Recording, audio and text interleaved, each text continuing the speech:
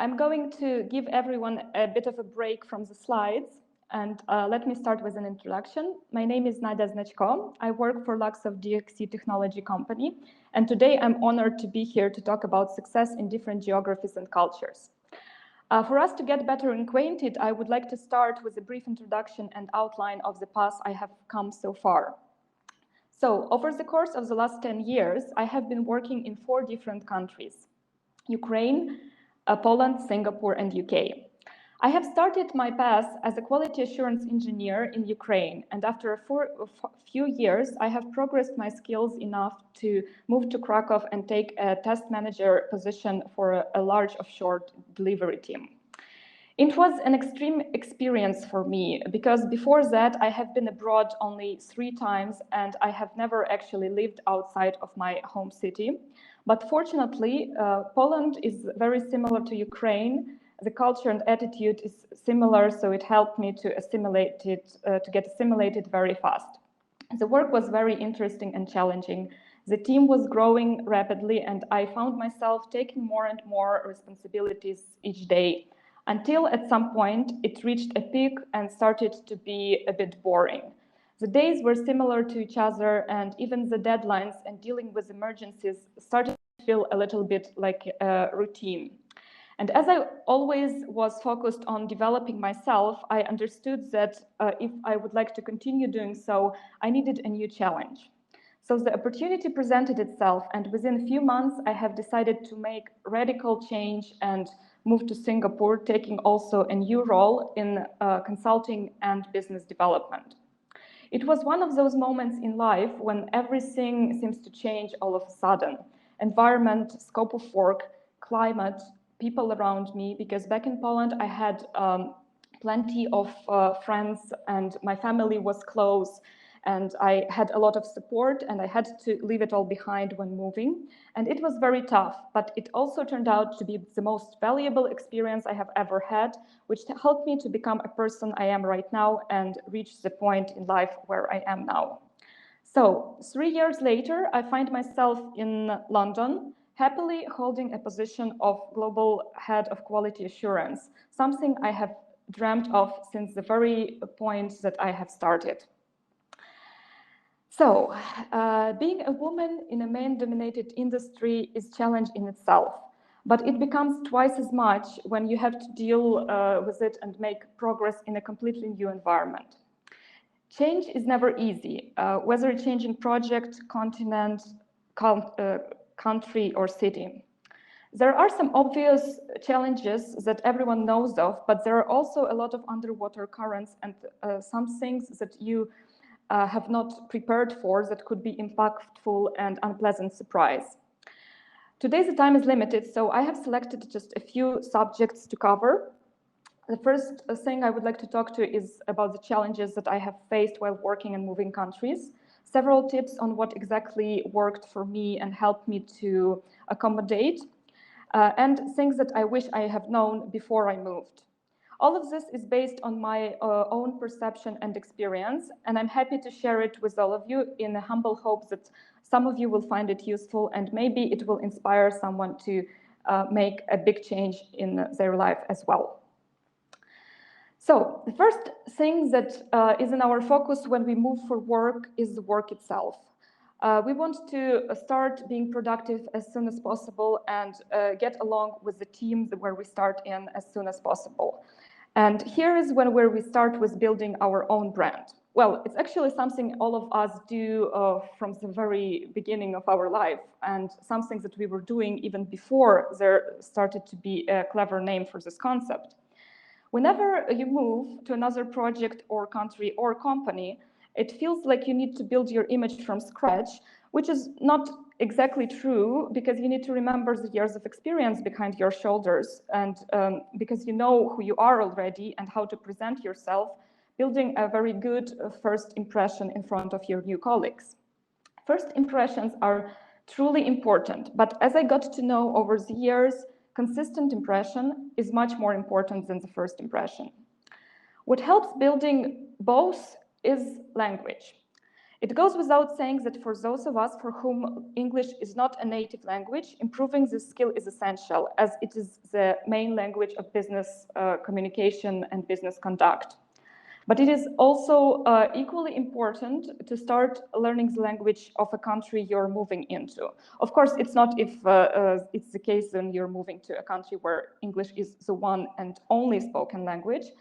But if it is not the case, you can find it that it tastes bitter when your colleagues chat around you in the language that you don't understand. For me, at this times, I felt excluded most of the time. And they do not do it on purpose, because I was lucky enough that my colleagues were always switching to English when we had a group discussion or when we were just talking or chatting. But it will happen. There would be some phrases that they say to each other, some jokes, and this is the point when you feel like you're all alone and completely left out. So since then, not to feel like that, my approach is to start language of a destination place. And it doesn't matter if I move there permanently or if it's a place I'm just going to go for business trips often. It is a major commitment of time, yes, and it takes a few months to build at least a basic knowledge of a completely new language.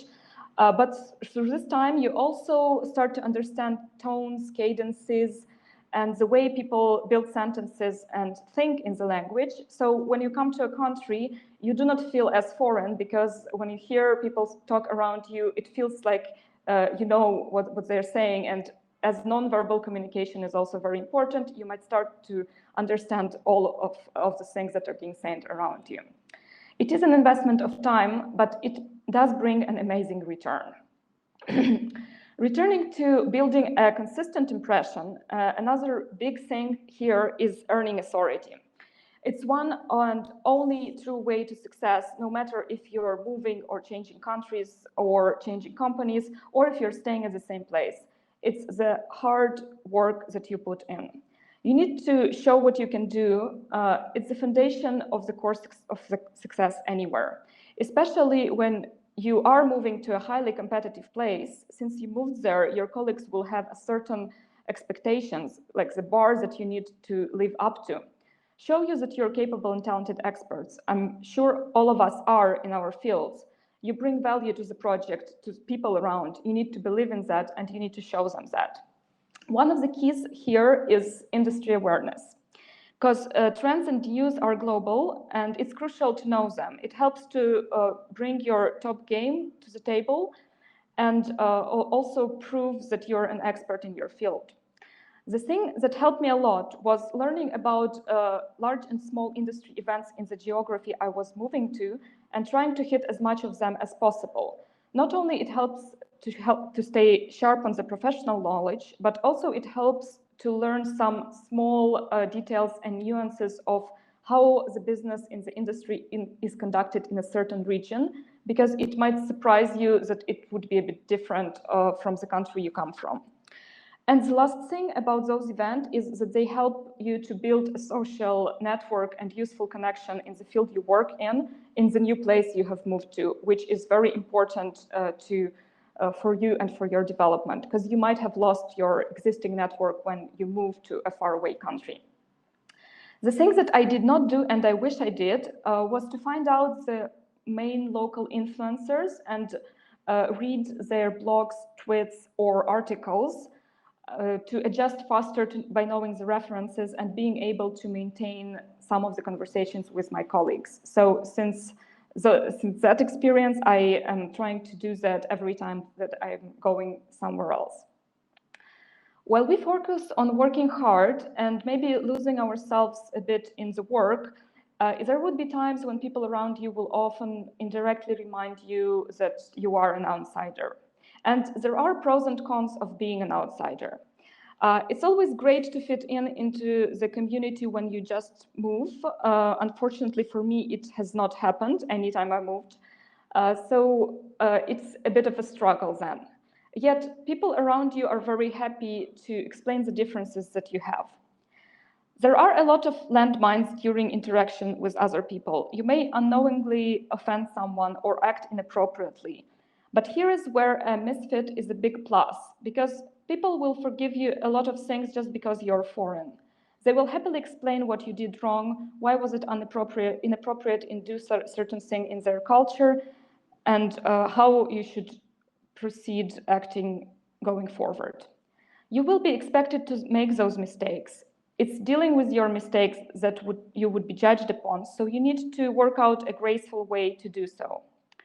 And also, we need to remember that people would be thrilled to tell you more about positive things, such as holiday celebrations, insight in their cultures, which is one of the most interesting things to get when you move to the other country. And in return, you would be expected to share some of the things from your homeland, like talking about your culture, getting them out to try your traditional meals if they are available, explaining some of the specifics of the homeland, your home country where you come from. Talking to people about that also helps with possible stereotypes they may have in their minds about your ethnicity, especially if they haven't had much interactions with people from your homeland before. It will help them to build a correct image in their heads and maybe treat some of those stereotypes. To finish about building the impression, there were two magical approaches for me to blend in faster, no matter which country I was moving into. The first one, which is the main thing, and it's always important to remember about it, is the authenticity. It helps more than ever to follow the rule, you do you, because no matter how hard you try and how good you act, people will see and feel insincerity, especially in the long run. And the second thing was eagerness to help.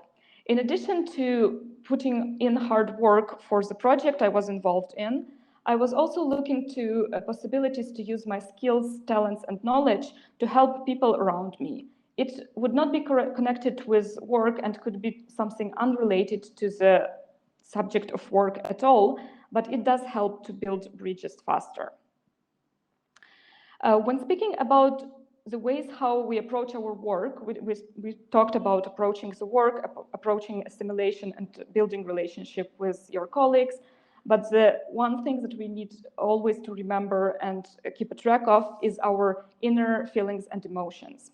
Because when we change geographies drastically, it is very important to be accepted, and not just as a professional, not at working space. Yes, first and most important task at the beginning is for us to show the professional skills. We get lost in work for some time doing something that is familiar. But with the course of time, if you do not find social circle, it will become harder and harder to maintain psychological balance and comfort.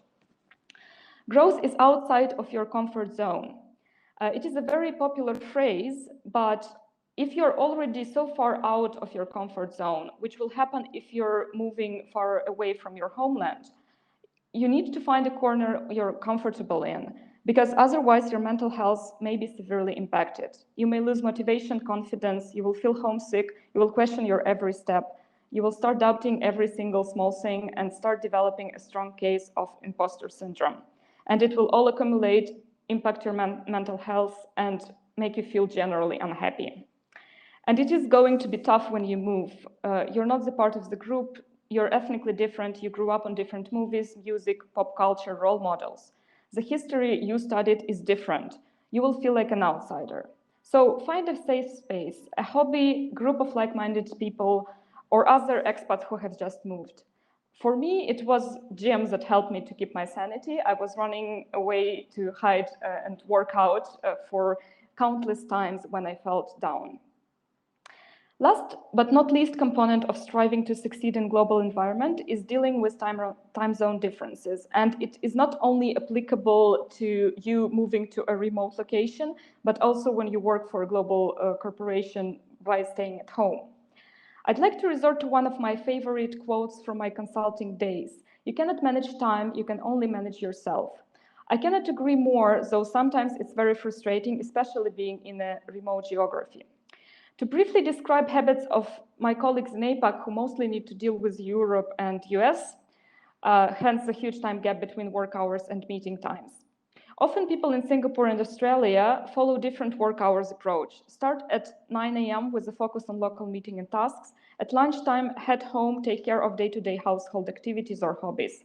And then in the evening, get back online, finish meetings with Europe, US, work up till the really late time. Frequently, it's gives more benefits as certain chores require you to be present at the working hours, such as handyman coming over, doctor appointments, certain gym classes, picking up your kids from school. But it also means that you cannot be fully relaxed because you know that come evening you would need to put on your working hat again. Some of those approaches I actually picked up and use them till today because it works best for me, although it was established through a dreadful phase of borderline burnout. I started to blend my personal calendar into work calendar and making sure that life outside of office is not constantly getting sacrificed for the greater good of the business duties. I think nowadays we should all just accept the fact that 9 to 5 workday is in the past. Flexibility, accommodation, and agility are the skills of new enterprise culture. Work is something to be incorporated and becomes part of everyday life, blurring the boundaries more and more each day. And in this reality, it is exceptionally important to do what you enjoy because work-life balance is no longer achieved through a simple act of leaving your office on time. And just to summarize, through the course of my journey, the thing that I have learned is that there is no silver bullet to help you with the challenges, only some tricks and best practices you can pick up and to make the transition easier on yourself. The only way to accommodate and succeed is through flexibility, communication, and perception shift. You need to be flexible when you want to experience and build your career path through geographies. You need to open your mind to differences and be ready to accept them, even if you disagree. The only way is through practice and communication and being able to learn, and through welcoming the change in yourself. Open your mind because it's definitely worth it. Results are very rewarding. Thank you for your time and attention. Would be happy to answer any questions offline or online. Thank you.